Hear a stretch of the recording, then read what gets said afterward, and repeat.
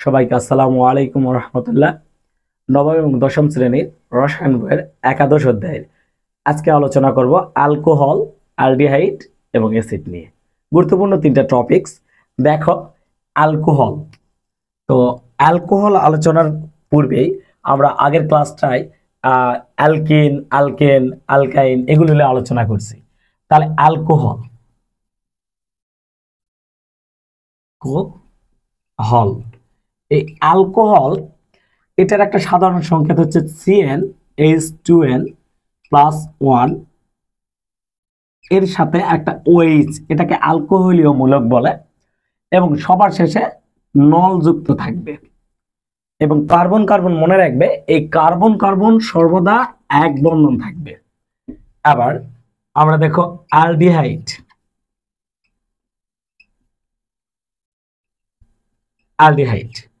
CnH2n+1 এবং এই aldehyde মূলক হচ্ছে CHO, এরা শেষে নাল যুক্ত থাকবে। আচ্ছা, অ্যাসিড, এটার সংকেত CnH2n+1 COOH, তো এটা শেষে নয়িক যুক্ত থাকবে, এটা মনে রাখবে। এবং এই তিনটাতেই মনে রাখবে কার্বন কার্বন এক বন্ধন থাকে। আর আমরা কার্বনের নামগুলো আগের ক্লাস থেকেই আমরা জানতে পেরেছি যে মিথিল, প্রপ, বিউট, পেন্ট এগুলো আমরা জানি যে কার্বনের এন এর মানের উপর নির্ভর করে এই নামগুলো হয়ে থাকে। তো আমরা দেখো আজকে এই অ্যালকোহল, আচ্ছা অ্যালকোহলের সংকেত এটা না লিখে আমি যদি এখানে এইটা, এখানে এইটা, তিনটা তুমি খেয়াল করো একই, কিন্তু তাহলে আমরা অ্যালকোহল, অ্যালডিহাইড এবং অ্যাসিড নির্দেশটা করব কি দিয়ে? এই মূলকগুলা দিয়ে। কার্যকরী মূলকগুলা দেখো আলাদা, OH, CHO, COOH। তাহলে এই তিনটার একটা সংকেত বা একটা চিহ্ন, সাংকেতিক চিহ্ন ব্যবহার করা হয়, যেটাকে অ্যালকাইল মূলক বলা হয়। তো অ্যালকাইল মূলকের এই আরটা দ্বারা প্রকাশ করা হয়। আর এর সাথে OH থাকলে অ্যালকোহল, CHO থাকলে অ্যালডিহাইড, COOH থাকলে এখানে অ্যাসিড। এখন এই আর এর সংকেতটা হচ্ছে CnH2n+1, এটাকে অ্যালকাইল মূলক বলে, মনে রাখো তুমি। তাহলে আমি এখন যে কোনো একটা এই কার্বন নিয়ে আমরা এক অ্যালকোহলটা উদাহরণ দিতে পারি। তো আমরা দেখো একটা কার্বন যদি নেই, প্রোপানল, প্রোপানল। তো এখানে যদি আমরা এটাকে ওই আগের ক্লাসটার মতো এটা সন্ধি বিচ্ছেদের মতো ভেঙে ফেলি, তাহলে আমরা দেখো, তাহলে আমরা পাচ্ছি হলো প্রোপ, প্রথমত প্রোপ। তো এখানে আনল বা নল যুক্ত আছে, নল। তো আমরা দেখো নলটা নির্দেশ করছে অ্যালকোহলকে। তো অ্যালকোহলের সংকেত আমরা যদি লিখি আর, এরকম আর দিয়েও যদি প্রকাশ করি, তাহলে আর এর আর মানে কি? CnH2n+1, তাহলে CnH2n+1, তার সাথে একটা OH থাকবে। এখন খেয়াল করো তুমি, আমি আবার বলতেছি, এই অংশটা কার্বনের মানকে মানে কার্বনের সংখ্যাকে নির্দেশ করে, আর এটা হলো হাইড্রোজেনের সংখ্যা বা এখানে। তাহলে আমরা দেখো যে এখানে কার্বনের সংখ্যাটা প্রোপ, প্রোপ মানে 3 কার্বন। কয় কার্বন? 3 কার্বন। তাহলে কার্বনের সংখ্যা যদি 3 হয়, হাইড্রোজেন হবে তার ডাবল, ডাবল মানে 3 দুগুণে 6, তার সাথে আবার 1 যোগ আছে, তাহলে কত হলো? 7, তার সাথে কি আছে? OH। এইটার যদি আমি একটা চেন দেই শিকল আঁকায়, তাহলে 3টা কার্বন। কয়টা কার্বন? 3টা। তো আমরা 3টা কার্বনে এরকম হাত দেই কেন? কারণ এখানে কোনো দ্বিবন্ধন ত্রিবন্ধন দেওয়ার দরকার তোমাকে নাই। কেন? কারণ এখানে আগেই বলেছি যে এই তিনটাতেই কার্বন কার্বন এক বন্ধন থাকে। তাহলে আমরা দেখো এখানে হাইড্রোজেন দিলাম, এখানে হাইড্রোজেন দিলাম, হাইড্রোজেন, হাইড্রোজেন, হাইড্রোজেন। দেখো 7টা হাইড্রোজেন দেওয়ার পর একটা এই কার্যকরী মূলককে দিয়ে দিলাম। তাহলে এটার আমরা শিকলটা পাচ্ছি CH3, CH2, CH2OH। দেখো এটার নাম হলো প্রোপানল, এটার নাম প্রোপানল। তুমি এইভাবে যদি এই জায়গাটাতে একটু ছোট করে খেয়াল করো, যে আমাকে যদি কেউ বলে যে এখানে এগুলো একটু করতে, তাহলে আমি একটু মিশে করাই, কেননা তাহলে ভালো হবে, পরিষ্কার করে করলে আমাদের এইটাতে একটু ঝামেলা রয়েছে। তো অ্যালডিহাইড, তো ঠিক আছে আমরা এটাই নিলাম, বিউটানল,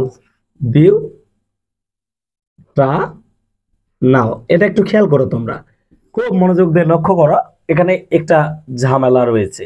দেখো তাহলে CnH2n, বা আমরা এরকম আর দিয়ে লিখতে পারি CHO, তা আর এর মান CnH2n প্লাস 1 CHO।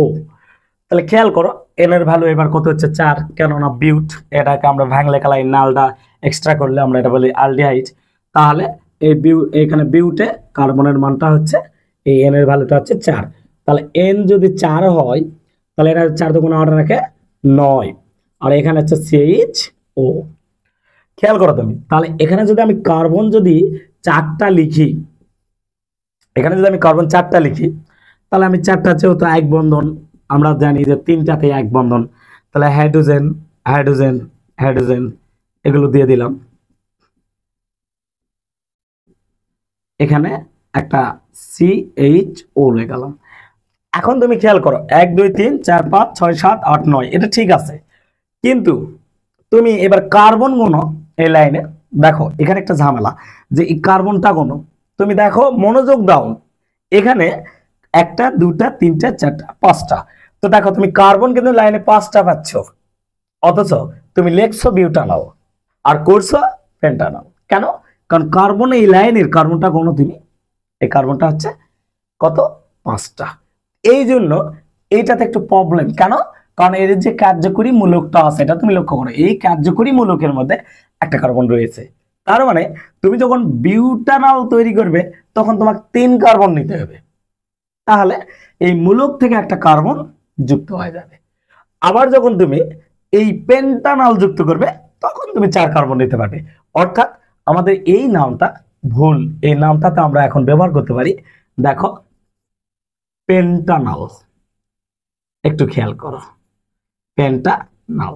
এখন দেখো তুমি কার্বনের সংখ্যা গুণে দেখো, ঠিক আছে, তাহলে তোমার মনে রাখা লাগবে যে এই জায়গাতে এটা আর এটা করার সময় এটা তো সেম কাহিনী। দেখো তুমি এখানে কার্বনের সংখ্যা কিন্তু একটা কম নিলেও এই মূলকের একটা কার্বন গণনার মধ্যে চলে আসবে, অর্থাৎ এই কার্বনের গণনাতে 1 2 3 4 5, অর্থাৎ 4টা নিলেও 5টা হচ্ছে পেন্টানল হয়ে যাচ্ছে, মনে রাখো। তো আমরা একটা অ্যাসিড দিয়ে উদাহরণটা দিই, তাহলে তুমি আরো ক্লিয়ার হবে বিষয়টা।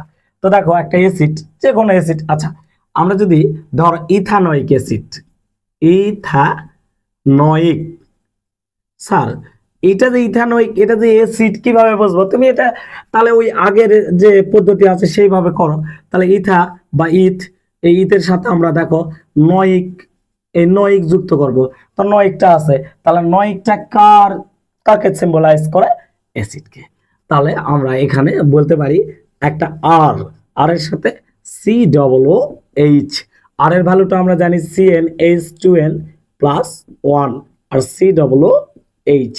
তো আমি দেখো এবার এন এর ভ্যালুটা মানে নেওয়াটাই আমাদের কাছে একটু গুরুত্বপূর্ণ। কেন? কারণ তুমি লক্ষ্য করো, আমি যদি এন এর ভ্যালু 2 নিই, কারণ ইথ মানে তো C2, কিন্তু তুমি যদি এখানে C2 নাও তাহলে তুমি বলো C2 এরকম শিকল করলে তো এটা আসে কি হয়ে যাবে? 3টে কার্বন হবে। অর্থাৎ তুমি এখানে লক্ষ্য করো যে তোমাকে এখানে সি এর মানটা আমরা যদি 1 নেই তাহলে এখানে একটা সি থাকে, পরে অটোমেটিক্যালি এখানে কি হয়ে যাবে? অবশ্যই এখানে 2 হয়ে যাবে। অর্থাৎ এর সি এর মান 1, তাহলে ডাবল হবে 2, তার সাথে 1 যোগ করলে কত হবে? 3, তার সাথে COOH। তাহলে এখানে কার্বন একটা, তাহলে কার্বন একটা যদি হয় তাহলে কার্বনের কয় হাত? 4 হাত। তাহলে 4 হাতের মধ্যে আমরা 3 হাতে কি দিলাম? 3টা হাইড্রোজেন, আর একটা হাতে এর কার্যকরী মূলকটা। দেখো এটা হলো CH3COOH। দেখো তাহলে এটার নাম হবে ইথানোয়িক অ্যাসিড। তুমি খেয়াল করো, তাহলে এই 3টা জিনিস তুমি শিখে গেলে। তাহলে আমরা আবার বলতেছি, এর পরবর্তী যে পার্ট, এই পার্টে আসবে তোমাদের 7টা স্টেপ। এই অধ্যায়ের যে এই অধ্যায়টা পুরাটা একটা 7টা স্টেপের মধ্যে শেষ করা যায়। সেই 7টা স্টেপ দিয়ে প্রত্যেকটা প্রশ্ন ওই 7টা স্টেপের মধ্যে তুমি ফেলাবা, সবগুলো সলভ হবে। আমরা এগুলো বেসিক না জানলে আমরা ওই স্টেপগুলো করতে পারবো না। এই জন্য আশা করি ভিডিওটা তোমাদের কাছে ভালো লাগবে এবং আমাদের পেজটিতে তোমরা ফলো দিবে এবং আমাদের সাথে থাকবে। ধন্যবাদ।